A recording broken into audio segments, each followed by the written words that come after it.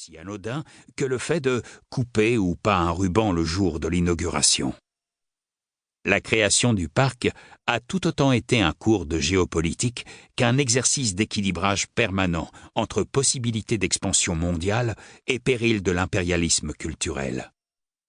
Le défi écrasant, comme je l'ai si souvent répété à notre équipe que c'est devenu un leitmotiv pour elle, est de créer une expérience qui soit authentiquement Disney et incontestablement chinoise.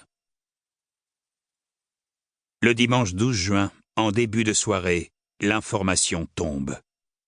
Une fusillade a éclaté au Pulse, un nightclub d'Orlando, à 24 km de Disney World. Nous avons plus de 70 000 salariés à Orlando. Horrifiés, mon équipe de Shanghai et moi-même nous attendons à apprendre que certains d'entre eux se trouvaient dans l'établissement ce soir-là. Notre chef de la sécurité, Ron Hayden, se trouve à Shanghai. Il entreprend aussitôt de contacter son réseau aux États-Unis. Compte tenu des 12 heures de décalage horaire, c'est presque l'aube à Orlando. Ron me dit qu'il en saura plus à mon lever le lendemain matin. Mon programme du lendemain commence par un petit déjeuner de présentation aux investisseurs. Je dois ensuite enregistrer un long entretien avec Robin Roberts, présentatrice de l'émission Good Morning America, et visiter le parc afin d'essayer les attractions avec elle et son équipe.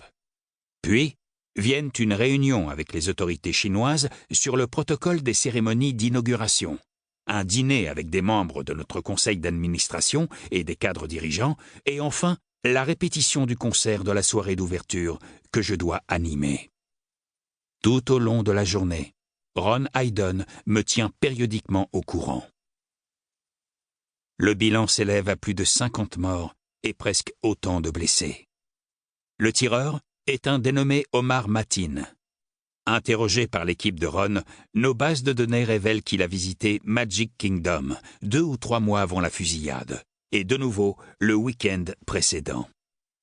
Un enregistrement de notre télévision en circuit fermé le montre déambulant devant une entrée du parc, près de la House of Blues, dans Downtown Disney. Ce que nous apprenons ensuite me bouleverse comme peu de choses au cours de ma carrière. L'information ne sera révélée publiquement que près de 2 ans plus tard, au cours du procès pour complicité de la femme de Mateen. Elle sera acquittée. Mais, d'après les enquêteurs fédéraux, la cible numéro 1 de Mateen était Disney World. Son téléphone, trouvé sur le lieu de l'attentat, a borné près d'une de nos antennes relais plus tôt dans la soirée. Sur les enregistrements de notre circuit de télévision, on le voit faire les 100 pas devant l'entrée proche de la House of Blues. Il s'y déroule ce soir-là un concert de heavy metal, synonyme de sécurité renforcée. 5 policiers armés. Après avoir observé les lieux pendant quelques minutes, Mateen regagne sa voiture. Les caméras de sécurité ont repéré qu'il détient 2 armes, un fusil semi-automatique et un pistolet semi-automatique caché dans une poussette avec une couverture pour bébé encore dans son emballage. Les enquêteurs pensent qu'il a prévu de dissimuler ses armes sous la couverture et de les emmener dans la poussette jusqu'au portail avant de les exhiber. Bob Chapek, responsable de notre division parc et complexe de loisirs, Resorts, se trouve aussi à Shanghai. Nous nous concertons tout au long de la journée, au fur et à mesure des nouvelles transmises par Ron Hayden. Nous attendons encore avec anxiété de savoir si des membres de notre personnel se trouvaient dans le nightclub, et désormais, nous redoutons aussi qu'on sache bientôt que nous étions une cible. Cette nouvelle retentissante serait très mal vécue par les habitants des environs.